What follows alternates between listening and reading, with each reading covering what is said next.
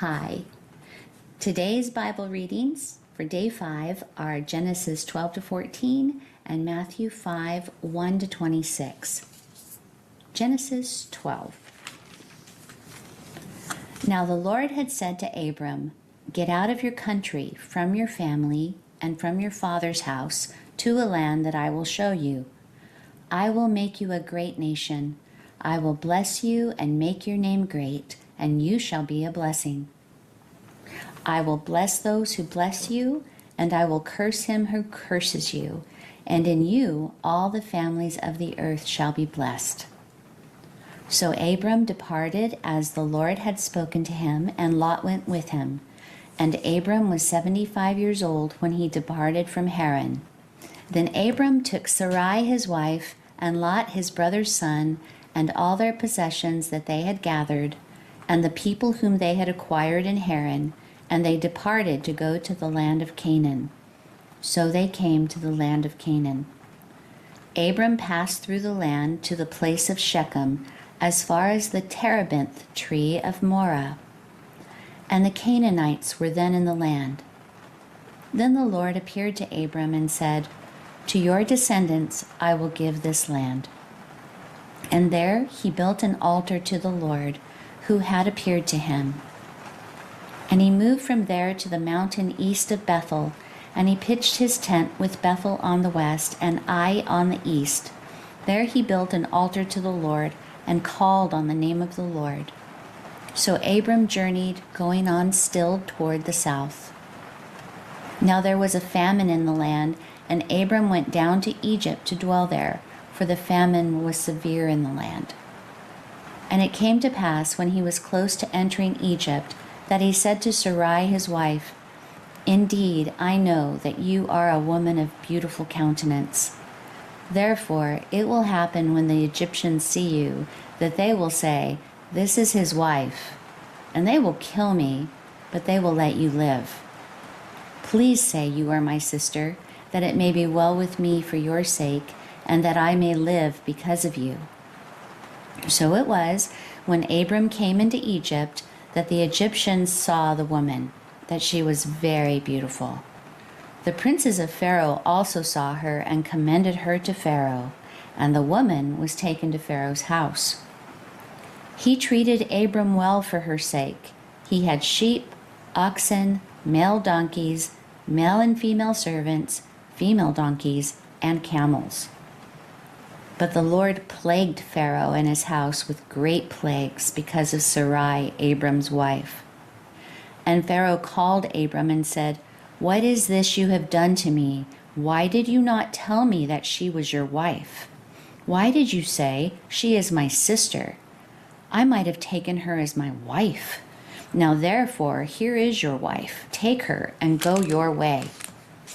So Pharaoh commanded his men concerning him, and they sent him away with his wife and all that he had.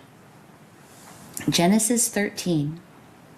Then Abram went up from Egypt, he and his wife, and all that he had, and Lot with him, to the south. Abram was very rich in livestock, in silver, and in gold.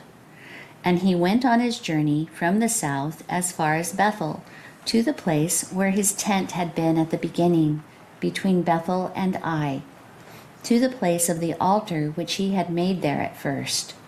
And there Abram called on the name of the Lord. Lot also, who went with Abram, had flocks and herds and tents. Now the land was not able to support them, that they might dwell together, for their possessions were so great that they could not dwell together.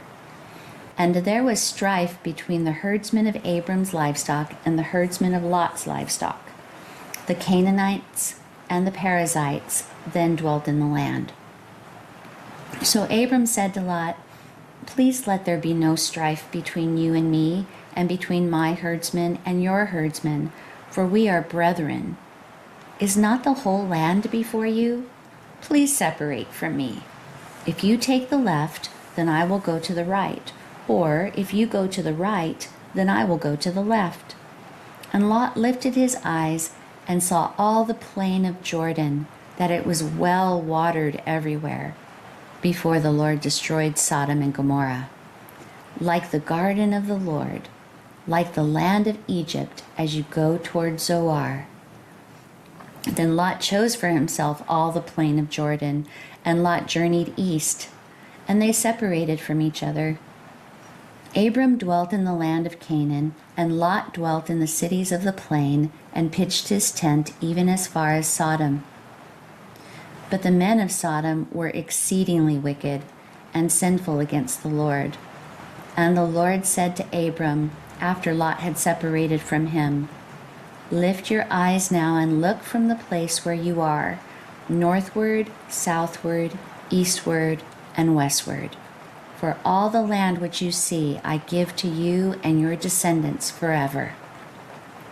And I will make your descendants as the dust of the earth, so that if a man could number the dust of the earth, then your descendants also could be numbered.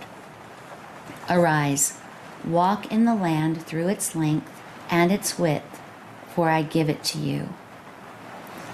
Then Abram moved his tent and went and dwelt by the terebinth trees of Mamre, which are in Hebron, and built an altar there to the Lord. Genesis 14. And it came to pass in the days of Amraphel, king of Shinar, Arioch, king of Elasar, Chedorlaomer, king of Elam, and Tidal, king of nations, that they made war with Bera, king of Sodom, Bersha, king of Gomorrah, Shinab, king of Admah, Shemeber, king of Zeboam, and the king of Bela, that is, Zoar. All these joined together in the valley of Siddim, that is, the Salt Sea. 12 years they served Chedorlaomer, and in the 13th year they rebelled. In the 14th year, Chedorlaomer and the kings that were with him came and attacked the Rephaim in Ashtaroth Karnaim, the Zuzim in Ham, the Emim in Shaveh Kiriathaim, and the Horites in their mountain of Seir, as far as El Paran, which is by the wilderness. Then they turned back and came to En Mishpat, that is, Kadesh, and attacked all the country of the Amalekites, and also the Amorites who dwelt in Hazezon Tamar. And the king of Sodom, the king of Gomorrah, the king of Admah, the king of Zeboim, and the king of Bela, that is Zoar, went out and joined together in battle in the valley of Siddim against Chedorlaomer, king of Elam, Tidal, king of nations, Amraphel, king of Shinar, and Arioch, king of Elasar, 4 kings against 5. Now the valley of Siddim was full of asphalt pits, and the kings of Sodom and Gomorrah fled. Some fell there, and the remainder fled to the mountains. Then they took all the goods of Sodom and Gomorrah, and all their provisions, and went their way. They also took Lot, Abram's brother's son, who dwelt in Sodom, and his goods, and departed. Then one who had escaped came and told Abram the Hebrew, for he dwelt by the terebinth trees of Mamre, the Amorite, brother of Eshcol and brother of Aner, and they were allies with Abram. Now when Abram heard that his brother was taken captive, he armed his 318 trained servants who were born in his own house, and went in pursuit as far as Dan. He divided his forces against them by night, and he and his servants attacked them and pursued them as far as Hobah, which is north of Damascus. So he brought back all the goods, and also brought back his brother Lot and his goods, as well as the women and the people. And the king of Sodom went out to meet him at the valley of Shaveh, that is, the king's valley, after his return from the defeat of Chedorlaomer and the kings who were with him. Then Melchizedek, king of Salem, brought out bread and wine. He was the priest of God Most High. And he blessed him and said, "Blessed be Abram of God Most High, possessor of heaven and earth, and blessed be God Most High, who has delivered your enemies into your hand." And he gave him a tithe of all. Now the king of Sodom said to Abram, Give me the persons and take the goods for yourself." But Abram said to the king of Sodom, "I have raised my hand to the Lord God Most High, the possessor of heaven and earth, that I will take nothing from a thread to a sandal strap, and that I will not take anything that is yours, lest you should say, 'I have made Abram rich,' except only what the young men have eaten, and the portion of the men who went with me, Aner, Eshcol, and Mamre. Let them take their portion." Matthew 5:1-26. And seeing the multitudes, he went up on a mountain, and when he was seated, his disciples came to him. Then he opened his mouth and taught them, saying, "Blessed are the poor in spirit, for theirs is the kingdom of heaven. Blessed are those who mourn, for they shall be comforted. Blessed are the meek, for they shall inherit the earth. Blessed are those who hunger and thirst for righteousness, for they shall be filled. Blessed are the merciful, for they shall obtain mercy. Blessed are the pure in heart, for they shall see God. Blessed are the peacemakers, for they shall be called sons of God. Blessed are those who are persecuted for righteousness' sake, for theirs is the kingdom of heaven.